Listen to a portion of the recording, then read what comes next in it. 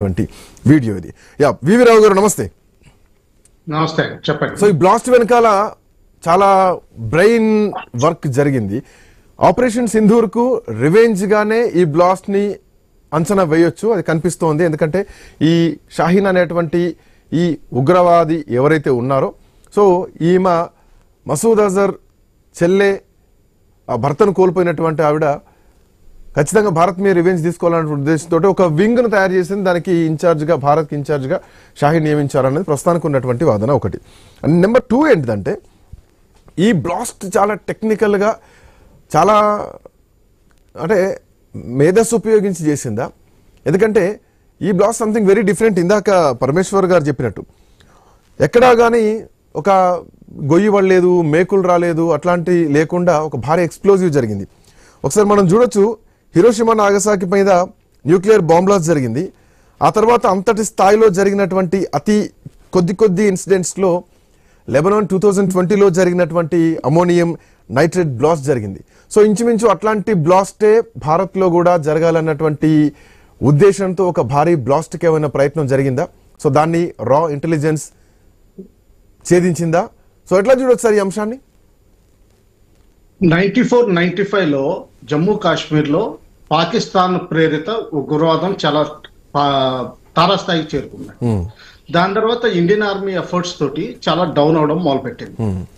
Somewhere around 2001-2002లో Pakistan ఐఎస్ఐలో తీవ్రమైన చర్చ జరిగింది. ఒకవేళ జమ్మూ కాశ్మీర్ లో తీవ్రవాద చర్యల్ని ఇండియన్ గవర్నమెంట్ అణిచివేయగలిగితే మనం ఏమి చేయాలి? ఆ టైంలోనే ఒకటి రెస్ట్ ఆఫ్ ఇండియా, ఇందాక వేరే స్పీకర్ అన్నారు హింటర్లాండ్, అటువంటి కాన్సెప్ట్ ఒకటి వచ్చింది. అందులో ప్లాన్ భాగంగా main cities Bombay, Poona, Bengaluru, India, Coimbatore, తర్వాత మణిపాల్ దగ్గర ఉడిపి, భట్కాల్ అన్న ప్రదేశం, ఇటువంటి ఏరియాస్ మీద చాలా ఫోకస్ చేయడం మొదలుపెట్టారు. ఆ ఫోకస్ లోనే భట్కాల్లో చాలా సక్సెస్ అయ్యారు. ఇనీషియల్ గా వాళ్ళని వయా నేపాల్ కానీ, వయా దుబాయ్ కానీ, ఆఫ్ఘనిస్తాన్, పాకిస్తాన్ అటువంటి ఏరియాస్ పంపించి ట్రైనింగ్ ఇవన్నీ ఇచ్చి ఫైనాన్సెస్ ఇండియాలో అరేంజ్ చేసి వాళ్ళని మెల్లగా మాడ్యూల్స్ కింద మార్చడం మొదలుపెట్టారు. ఈ సమయంలోనే లాజిస్టిక్స్ కి చాలా లేడీస్ ని వాడడం మొదలుపెట్టారు.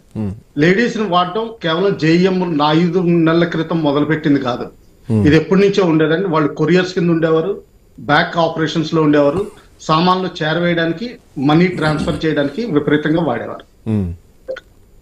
ఇందులో డౌట్ ఏమి లేదు.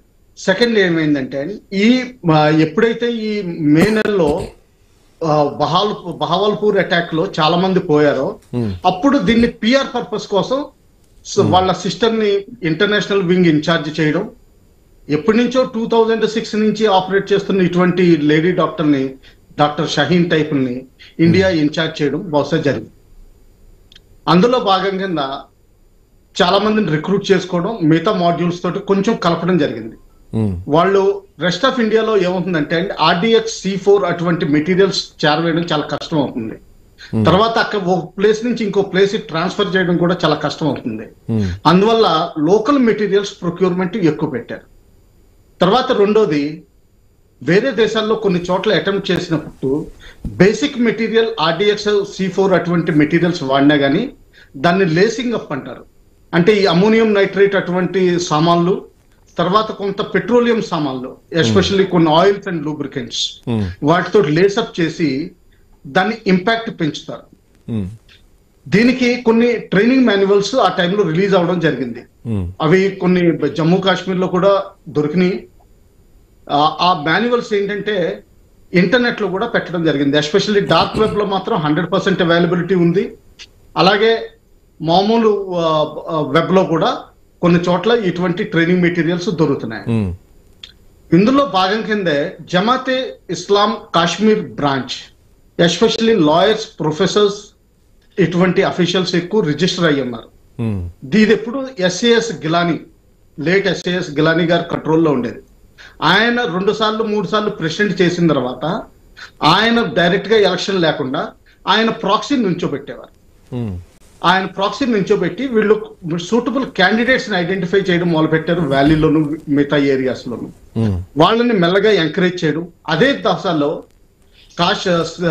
కేరళ నుంచి ఐసిస్ కి సందర్భంలో సిరియా పంపించారు ట్రైనింగ్.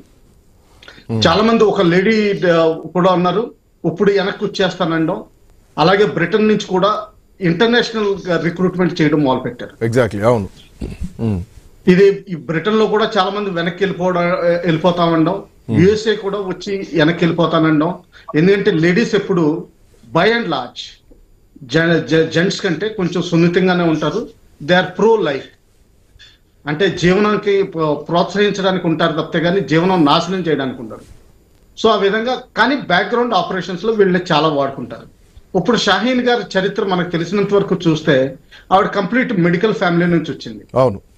వాళ్ళ బ్రదర్, వాళ్ళ ఫాదర్ స్టేట్ డిపార్ట్మెంట్ లో ఉండడం, తర్వాత ఈవిడ కాన్పూర్ లో పనిచేయడం, నార్మల్ గా మ్యారీడ్ లైఫ్ లోకి ఎంటర్ అవ్వడం, 2 పిల్లల తర్వాత డైవోర్స్ ఇవ్వడం, తర్వాత ఆల్ఫల్లా యూనివర్సిటీ. ఈ యూనివర్సిటీకి 2 బ్రాంచ్లు లిస్టెడ్ గా ఉన్నాయి, దుబాయ్ లోను ఆఫ్ఘనిస్తాన్ లోను. అవును. అంటే ఏంటంటే వీళ్ళకి స్కాలర్షిప్ ఇవ్వడం ఈజీ అవుతుంది. ఆ స్కాలర్షిప్ తోటి కొంచెం మీడియోకర్ స్టూడెంట్స్ ఎవరైతే ఉన్నారో వాళ్ళని పికప్ చేసి ఈ మెడిసిన్ చదివించేస్తున్నారు. అలాగే హురియత్ అంత ముందు ఐఎస్ఐ నుంచి ఫండ్స్ రిసీవ్ చేసుకోవడానికి ఇంకోటిసారి మహిళల్ని ఏదో సపోర్టివ్ రోల్ కోసం తీసుకోవట్లేదు, పెద్ద పెద్ద బాధ్యతలు అప్పగిస్తున్నారు. ఒక దేశంలో అటాక్ చేసేదానికి ఒక పొజిషన్ ఇచ్చేసి వాళ్ళకు ఒక పోస్ట్ ఇచ్చేసి ఏదో ఆర్మీలో వింగ్ కమాండర్లు ఉన్నట్టుగా ఉగ్రవాదుల్లో ఒక ఇన్ఛార్జ్షిప్లు ఇచ్చేయడాలు, సో ఇట్లాంటి హోదాలు పొజిషన్లు ఇచ్చేస్తున్నటువంటి పరిస్థితులు కూడా కనిపిస్తున్నాయి. షాహీన్ అట్లాగే టెర్రరిస్ట్ యాక్టివిటీస్ ఎలాగా మామూలు వాళ్ళకి బాగా పబ్లిసిటీ ఇస్తాయో అలాగే ఒక్కోసారి పబ్లిక్ రిలేషన్స్ వాళ్ళకి చాలా ఇంపార్టెంట్ అండి. జనరల్ గా ఇటువంటి సంఘటనలు జరిగినప్పుడు ఎవరైనా పట్టుబడితే మొత్తం అంతా వాళ్ళ మీద తోసేస్తారు. ఫర్ ఎగ్జాంపుల్ ఇంకోటి చెప్తున్నాను, జమ్మూ కాశ్మీర్ లోనే నేను 12 సార్లు విన్నాను, మక్కీ సాహబ్ అన్న అతను ప్రతి సంవత్సరం చనిపోతున్నాడు, ప్రతి సంవత్సరం తిరిగి పుట్టుకొస్తున్నాడు రక్తబీజుల్లా. సెకండ్ థింగ్ ఏంటంటే, మనం ఈ వైట్ కాలర్ క్రైమ్, ఇదేంటి బ్లూ కాలర్ క్రైమ్, లేకపోతే ఇల్లిటరేట్ వాళ్ళు చేసే క్రైమ్ అని అనుకోక్కర్లేదు. ఫర్ ఎగ్జాంపుల్ చెప్పాలంటే, జిన్నా గారు was one of the famous lawyer, top most lawyer of India. ఆయన నాన్ ప్రాక్టీసింగ్ ముస్లిం. అది 2 జనరేషన్స్ ముందరే కన్వర్ట్ అయ్యారు. పెద్ద పాత కన్వర్జన్ ఏం కాదు, 400 years కన్వర్జన్ కూడా కాదు. వాళ్ళ తాత ముత్తాతలు హిందువులుగానే బతికారు.